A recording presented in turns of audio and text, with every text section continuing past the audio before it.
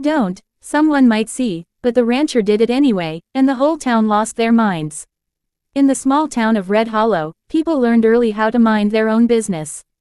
Curtains stayed half-closed, conversations stopped when strangers passed, and secrets lived longer than the people who kept them. Everyone knew everyone, yet no one truly knew the truth. That was how Red Hollow survived. And that was exactly why what the rancher did shook the town to its core. Ethan Cole owned the largest ranch on the outskirts of town. His land stretched far beyond the last paved road, where fences disappeared into dust and silence ruled. Ethan was a quiet man, the kind who spoke only when necessary.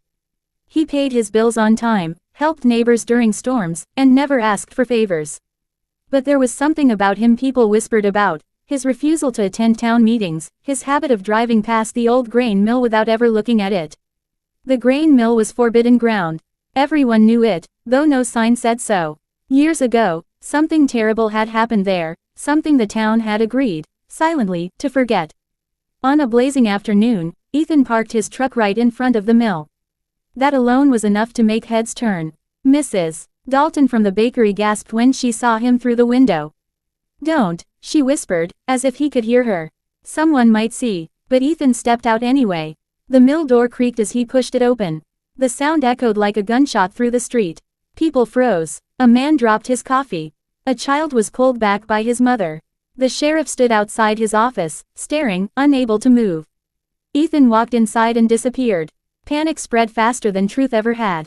People gathered, whispering loudly now, fear mixing with curiosity. Why would he go in there? Did he want trouble? Was he trying to dig up the past? Inside the mill, dust coated the air like fog. Ethan moved carefully, his boots crunching against broken glass and old paper. He knew exactly where he was going. He had seen this place before, not with his eyes, but through stories his father told him in a low voice late at night. Stories about money stolen, accidents staged, lives ruined to protect powerful names. Ethan climbed a narrow staircase and reached the second floor. There, hidden behind a loose wall panel, was what he came for. A metal box, rusted but intact. He pried it open. Documents spilled out. Names, dates, signatures, proof. Outside, the crowd grew restless. The mayor arrived, sweating through his shirt, anger barely hiding fear.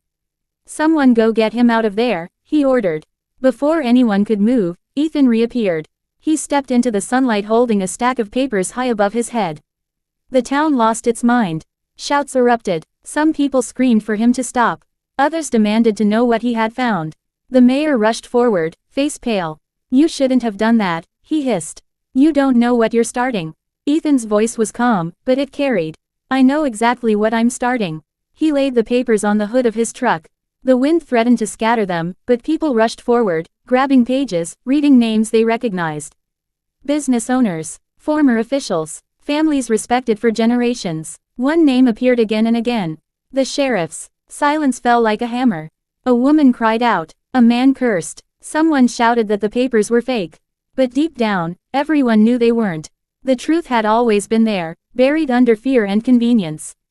"You ruined everything," the mayor said. "No," Ethan replied. "You did. I just stopped protecting you." The town fractured that day. Friends stopped speaking. Families argued at dinner tables. The diner became a battleground of opinions. Some blamed Ethan for dragging the past into the light. Others thanked him quietly, afraid to do so out loud. Investigators arrived within days. The mill was sealed off, this time with official tape. Arrests followed. Resignations came next. Red Hollow made the news, its quiet reputation shattered forever. Ethan returned to his ranch and kept working. He fixed fences, fed cattle, and watched the town from a distance as it struggled to rebuild itself. He didn't celebrate. He didn't regret it either. One evening, a young boy from town rode up to his gate. "My mom says you're brave," the boy said.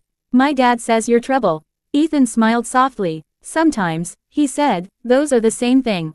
As the sun dipped below the hills, Red Hollow stood changed. The secrets were out, the silence was broken, and though the town had lost its mind, it had finally found something more important, its truth. All because one rancher ignored a warning and did what no one else dared to do.